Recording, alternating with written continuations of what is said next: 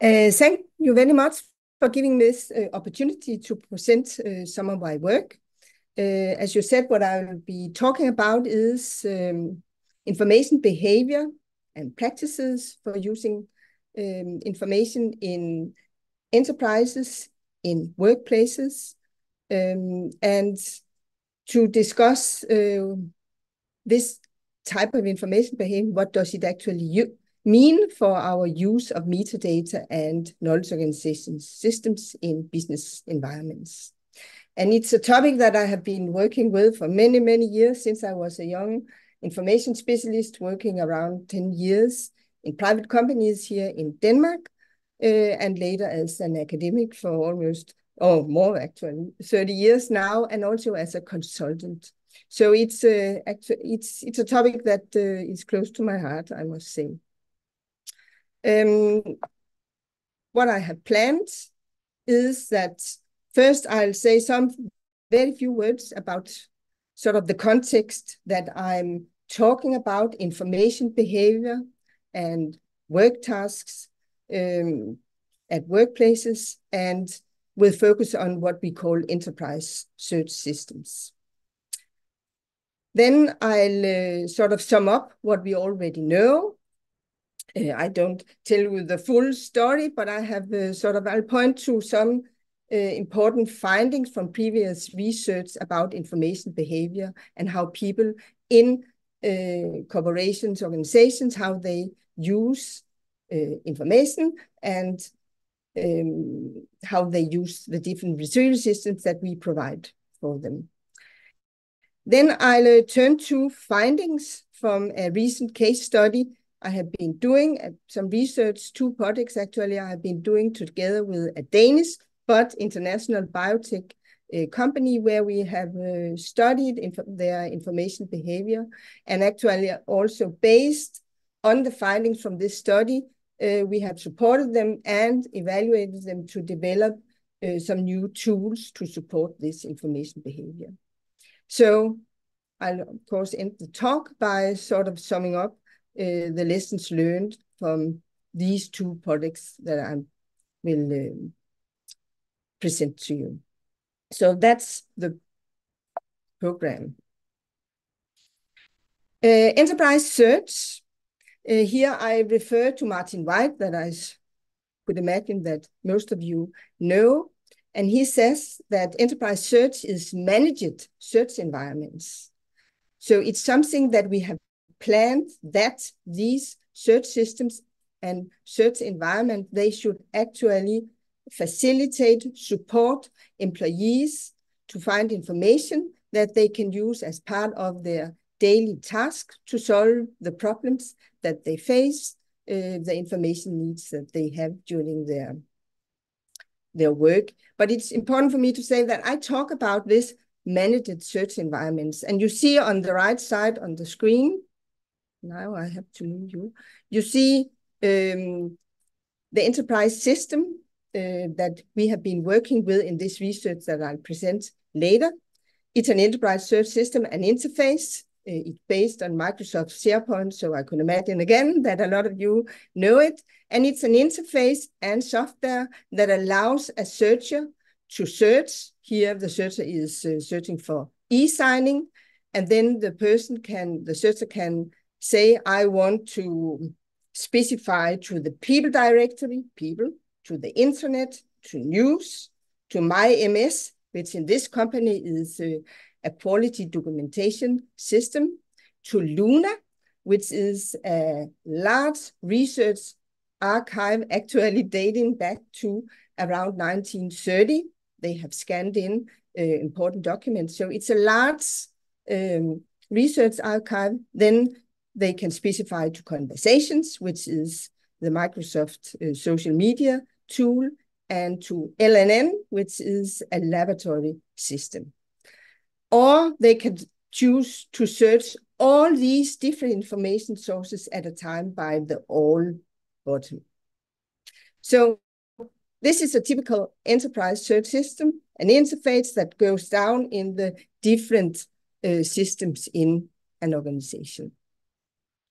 And there they can find different types of I would say, going from data to information, reports, papers, and a lot of different, it could be videos, a lot of different types of information resources. So that's sort of the system that I'm talking about. And what do we know about information behavior in this kind of systems from previous research? And of course, I'm not telling, as I said, the full story, but things that I, by my work, have known that is quite important, actually. One thing is that in workplace settings, when people search, they are not very often going for high recall for all the documents or all the relevance. They are going for a single right answer for their question. And of course, also quite quickly, they want the information because they are very often in a busy daily environment where they are solving tasks of many different kinds. But one answer, and then what they consider the right answer. Then when they use this type of system, we know from several studies that the queries that they send off, they are quite simple, it's few terms, and even though that the search task actually could consist of different facets, they pick up the most important facets. I want to see applications in other business areas for a certain enzyme. And then they might actually just say the enzyme and applications and nothing more. Very simple queries. Then we also know, as I just showed to you, that corporate information is stored in heterogeneous documents, and they have many different kinds of characters or features. Then another thing that is typical in workplace settings is that we have different professional languages and perspectives in place in the spoken language, but of course in the documents and the written language. I worked for many years together with a pharmaceutical company. They were developing drugs, they were testing drugs, they were selling drugs, they were producing knowledge about side effects about drugs. And it was done by different kind of professionals. The chemists, the basic researchers, they developed the drugs. The family practitioner, he gave it to patient, and he also received all the knowledge about side effects, and he reported it back to the company. The salesman, they also got information of relevance for actually many people in the company. The clinical testers produced information and knowledge, and each of them did it in their kind of documents and by use of their professional languages. And it means that when we want to share information through such an enterprise system, we have this set of heterogeneous documents and also very different professional languages that we need to be aware of and manage when we are looking for information. Because also information from other perspectives can actually help us in solving the task we are in right now. Then another thing we know about workplace searches is that they prefer to browse. It's actually strange with Google and Google search, but they still very much like to browse as approach to searching. And it's because they make a search, a query. They start the search by a query, but then they see, this author, yeah, maybe, what did he write? I think he did something special. And then they click on the name, then they get a new set of documents. then they see a document type. Oh, yeah, this document type will help me also to find what I want. Then they click there. So they go around in these possibilities that you have in an enterprise system. Then another thing we know is that people search and expertise search, the person and talking to a person is very important. So you also use the enterprise search systems to find persons, to find their telephone number or their office room so that you can go and actually talk to them. Or, of course, to look up the documents. But people search is very important. And then the last thing is that in enterprise systems, we apply metadata, but it's actually often a very simple set, and it's also a set of metadata that are sort of more or less automatically produced, that we know that by the XML or other of these tools, you can identify the author, you can identify the office, you can identify some metadata quite easily. But they change over time, they are not stable, and you can't rely on them. And all these things that I have lined up here actually means that very often, that's at least my experience, and also what I can read in research papers, when you come and make an evaluation of the use of an enterprise system, it's very often said it's like a black box. You know it's in there, but you can't find it. Yes. As I said, I've been working with for many years, but some few years ago, I haven't made any larger information behavior study. I have mostly been working with, for instance, designing metadata or designing a taxonomy, but I haven't had the opportunity to make a larger information behavior study. Then I made some consultative work to this Danish biotech company. It's called Novozymes. And then when I finished my job, I asked, could it be possible if I and some colleagues, we actually could make an information behavior study, because just to see how are things going on out in such a company like you. And they said yes. And we made this study, and I'll tell you about the methodology. First, I'll tell you a little bit about the company. At that time, it had 7,500 approximately employees. And these people, they were organized in 7 organizational units. And they were spread actually all over the world. They had production places internationally and in Denmark. They have called sales offices, but they also had business applications offices, etc., all over the world. The research and development sort of department, that's the only one that is primarily settled in Denmark.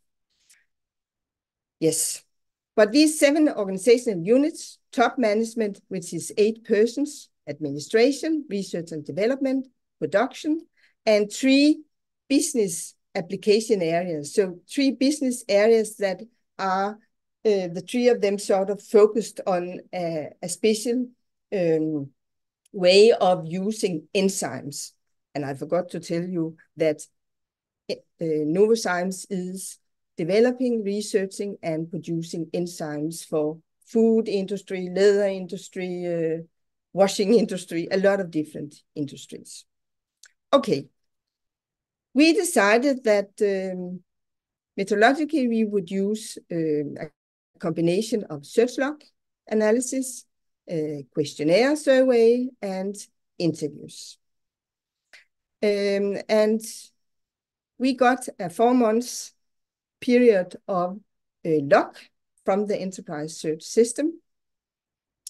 And just to tell you a little bit about the amount of data in this 4 months period, 5,854 users had been active out of these 7,000 find out around. And actually now I would have loved to tell you how many queries had been put off, but yeah, if you're interested, I can find it. Oh, I can find it here. Around 300,000 queries were sent forward to the system during that period, and they were present in our log file. And what we got of data was the user ID, actually also the name, data and time. We got also the educational level.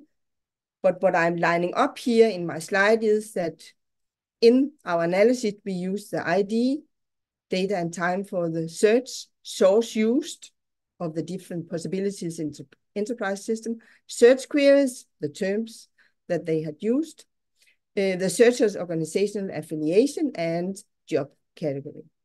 And then as part of the software that we were using to analyze, we could actually also categorize all the search queries into subject categories to get an overview of what types of subjects are they actually looking for in the system.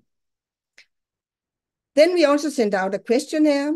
We sent it out to the about 200 most active users the last 3 days before we sent out the questionnaire, and we had a response rate of 43.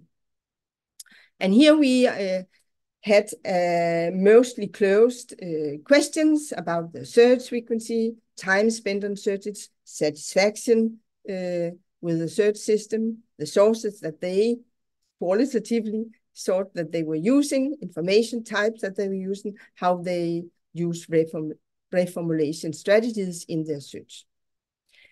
And then, because as I'll show to you later, we also made interviews with 8 frequent users, and we chose, together with the company, frequent users, because as you can see in a moment, we have actually a small set of very frequent users that make most, a lot of the searches in the system.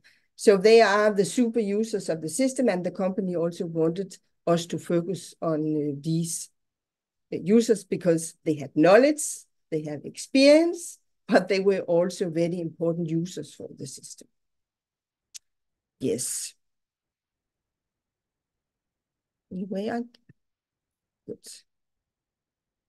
And what we got during the interviews, because we made them as interview in situ or contextual inquiries, so we were sitting beside the interview persons while we were asking questions, but they were also showing us how they used the system to search. And it was, of course, also logged and videotaped. So we also have of 19 search tasks being carried out during the interviews, these data. Yes.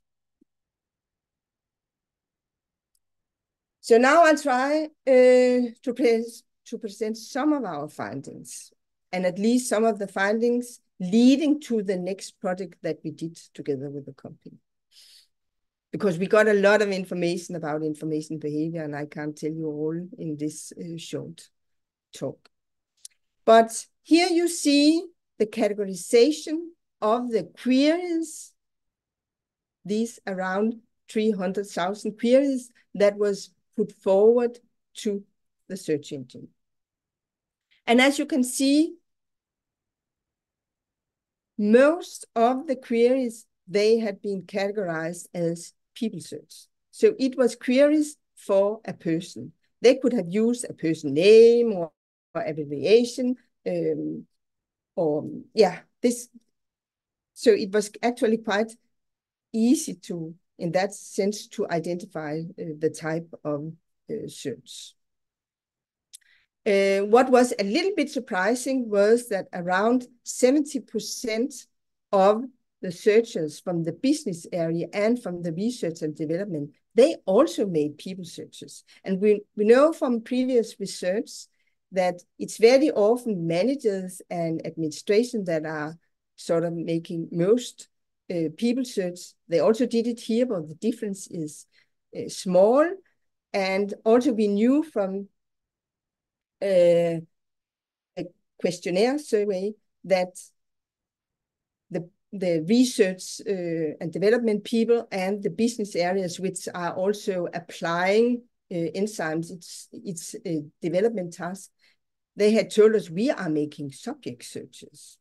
So here we were a little bit surprised. Then I must say that you can see the other data, and I show you only some of the subject categories. Below here we have many more categories and very, very small numbers. So the next biggest number is quality. So it's sort of queries about quality issues. IT is the next, human resource, products, finance, facility service, etc., etc. What we could do also with this was that we could see, for instance, that you can also see here that business areas and research development, they were a little bit different compared to the other types of searches. You can see that they looked more for products. They looked a little bit more for sourcing. Sourcing, it's sourcing when you produce enzymes. So they are both developing and testing and researching this process in the process of enzymes. And it also applies to the this down here, INT. Here they also a little bit different, not much. But we could actually make profiles out of our data, the log data, the surveys, and later the interview study to make sort of as profile, how is a top manager searching, how is a production man searching. But as you can see here on the topics, they were not that different when it comes to numbers. Another thing we looked at was, of course, what information sources did they use in the enterprise system. And here you can see that mostly they were using the all bottom. So they put in their query and searched all these different information sources. And it also meant, of course, that they got a lot of noise, not very precise results, and therefore they were also in the questionnaire and in the interview they were talking about this black box. But they still did it, and what we later became aware of, and they told us in the interviews, that it was also a strategy, but I'll return to this, that they use the all bottom. But again, in order to tell you that how we could see, it was still the business areas and the research and development, they use the research archive. It was the production, not surprising, and the research and development, because they also work with safety, that use the quality system. It was again the business areas, the developers and the researchers in I&D that use the lab system. And it was the administration and the top management, for instance, that used the social media conversations system. So we got quite useful information from these different data from our three methods. Then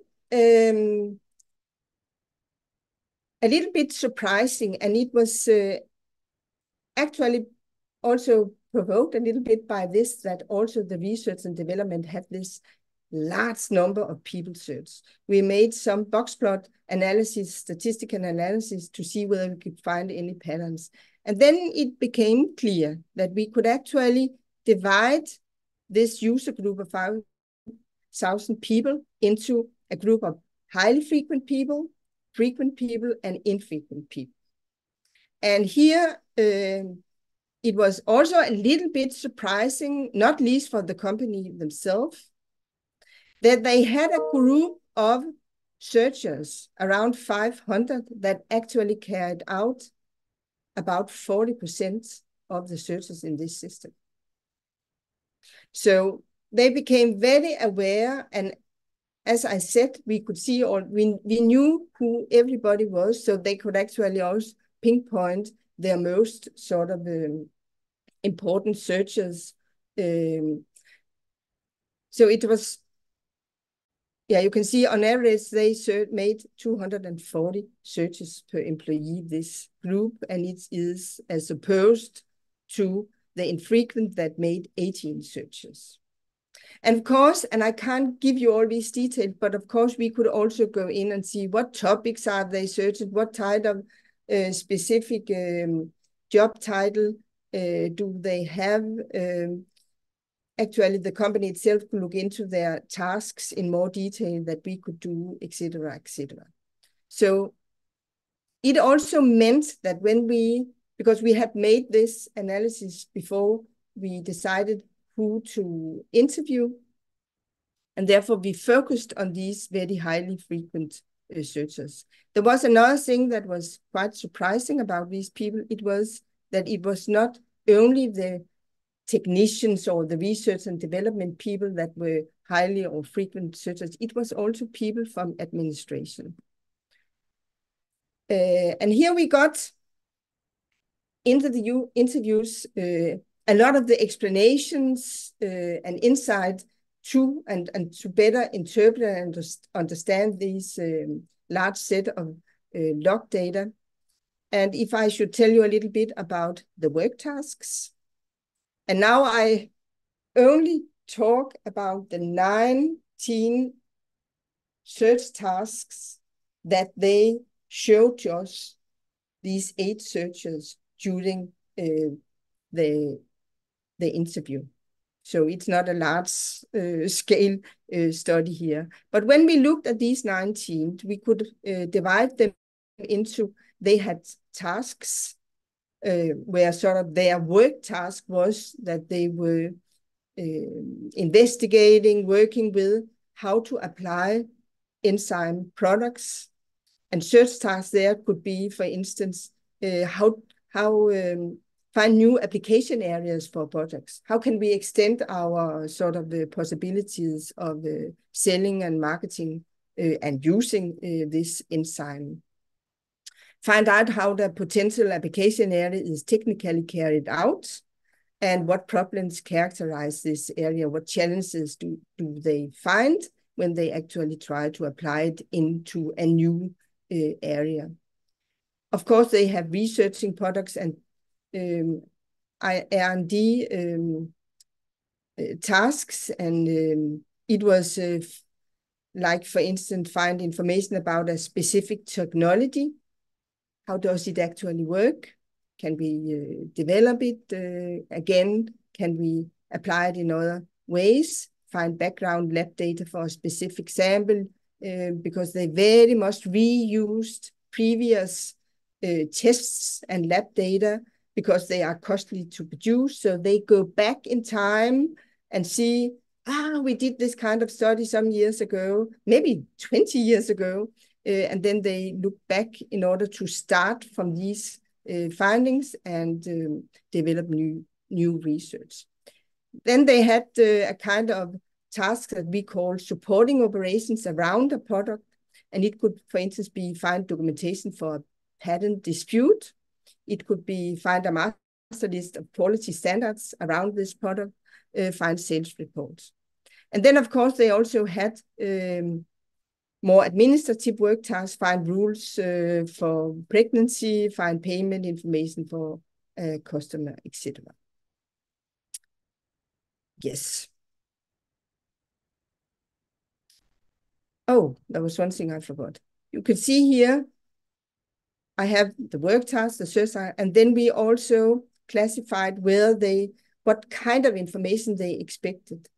And even though I started out by saying, and it was also typical for this company, that in business environments, it's a single good answer for a question.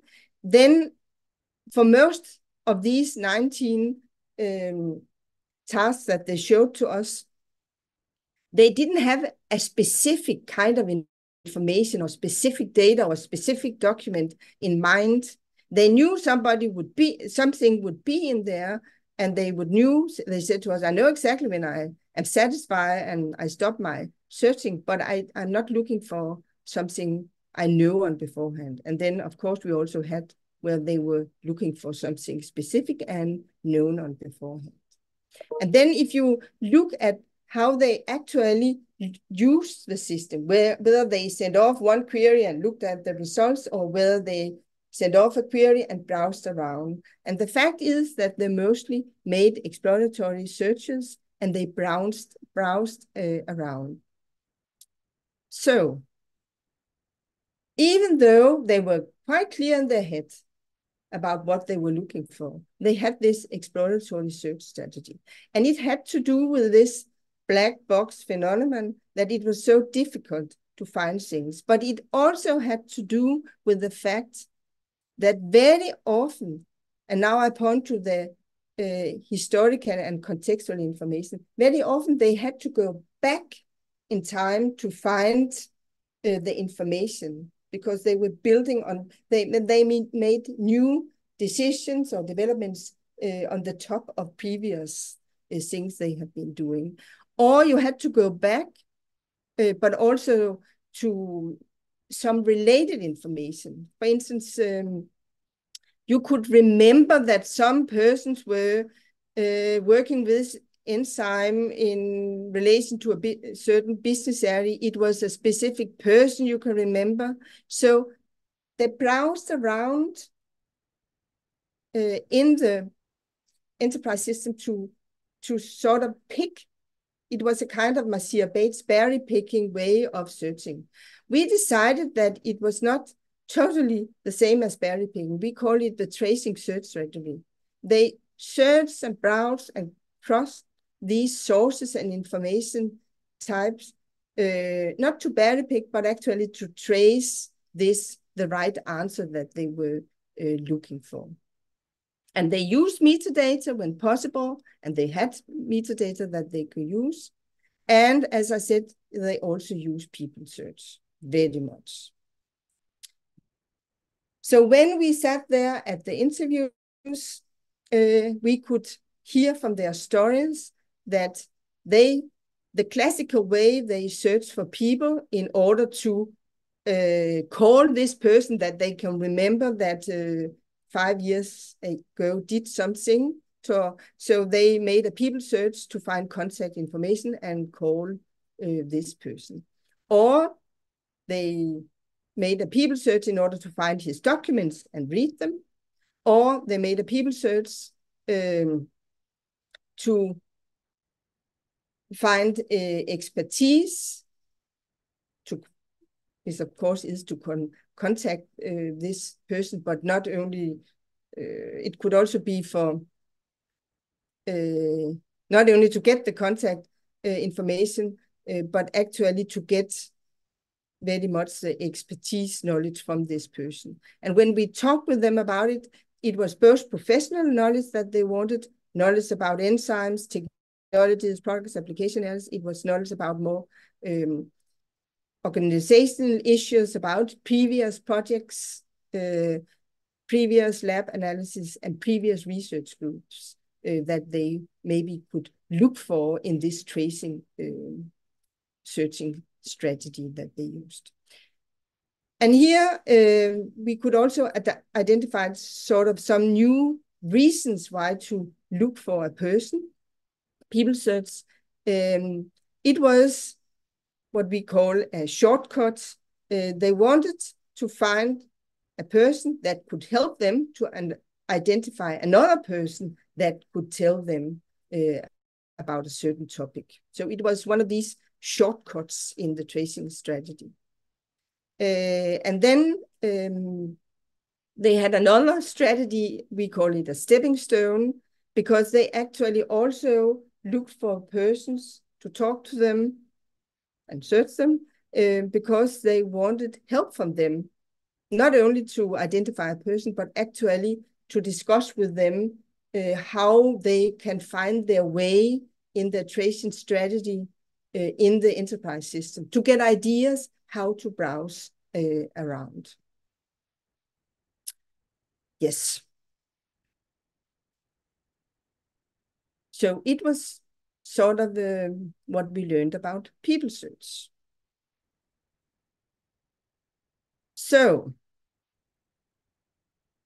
when we sort of summed up together with our people, our collaborators in the company, we could see that we could help these users. And I must say, the locals at the company, they were very interesting also to be able to help better these very super users, this small group making a lot of searches.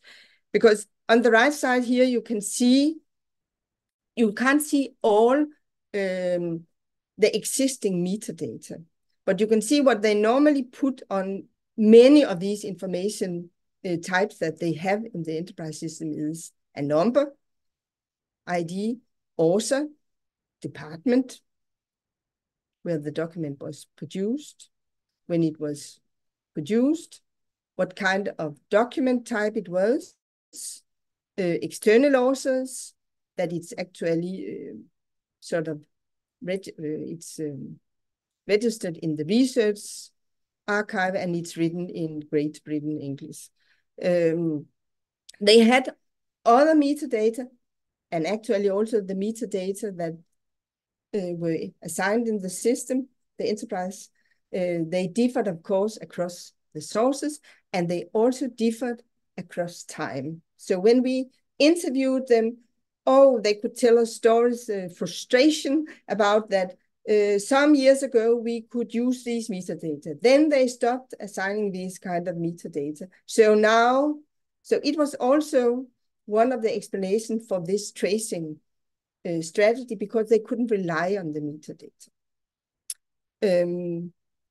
So when we analyzed our data, we could see that it would be very good if we not only sort of could be able to search quite specifically persons as an author, but also when they sort of were connected to a certain document or information as a project leader, project mentor, developer, researcher, because that was also what they could remember, that this Hansen, he was a project member in a certain project.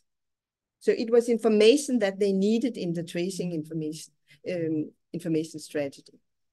They wanted more information about what enzymes is the documents and the data about, what organisms, what products are related to it, what technology has been used, the business areas, lab data, and research groups.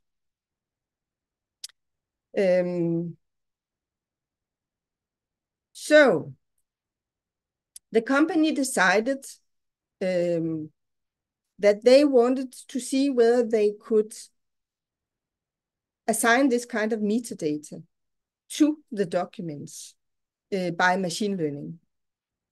So they made a contract with a British company, I think, SiteBytes. And then they indexed by these metadata that you can see here, all the documents in the research archive, this large archive dating back to the 30s. And what you see on the left side is what you saw before, the typical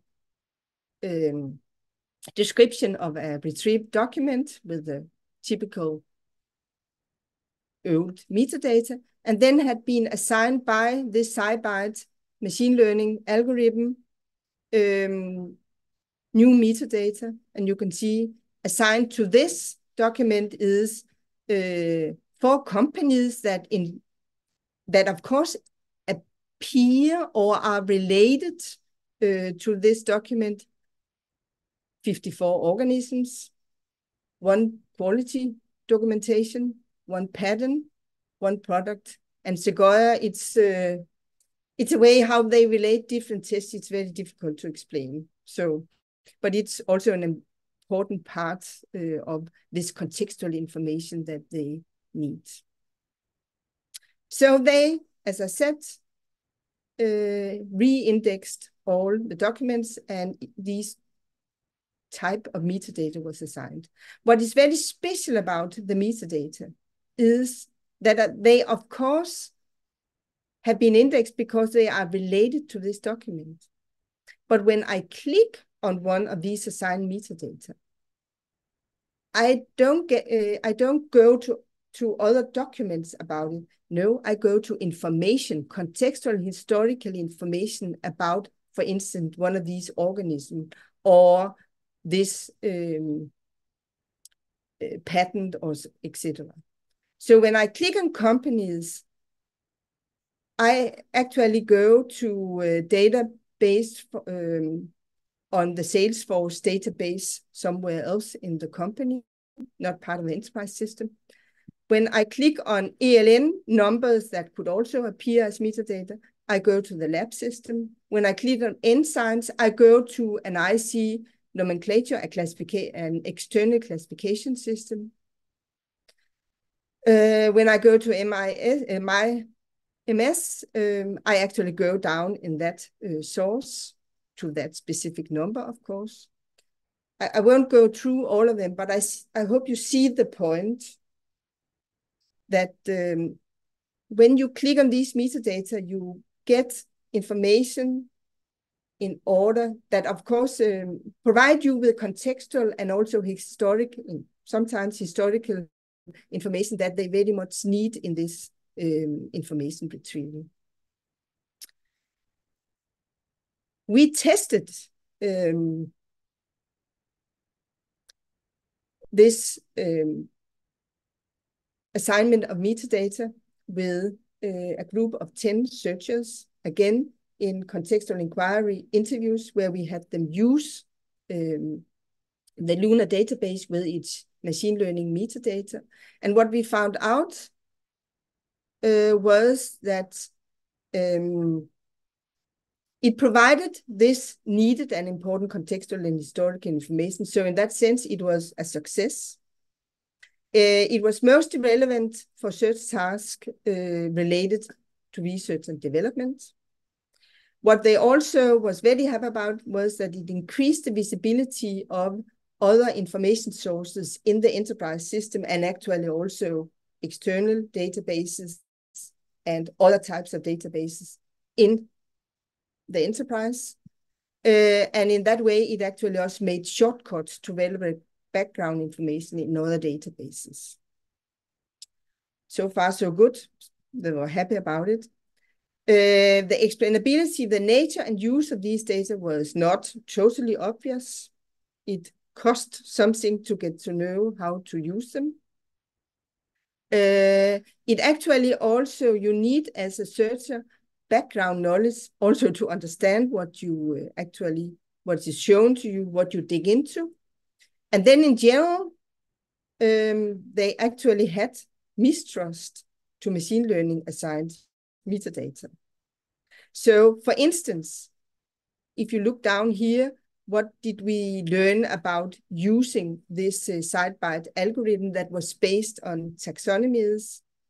So for instance, the machine learning algorithm had difficulties in distinguishing between slightly different organism variants or between a company as a collaborator or a supplier. And when they met that in their searching, they at once said, it's also because it's automatic assignment. So it was quite interesting to see this skepticism towards AR and machine learning. Yes. What I didn't say was that SiteBite make machine learning with use of taxonomies. And actually, in order to assign this large set of metadata, various taxonomies was used. And it was a combination of enriched commercial taxonomies that they bought and enriched, and then some company-specific taxonomies. So that was necessary in order to actually get good quality in the assignment.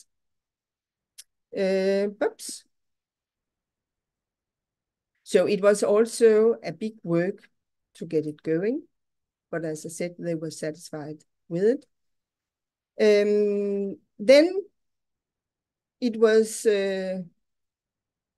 we were very sad to find out that it was very difficult to make high quality assignment of personal metadata, to actually identify that here is a person involved or related in somehow.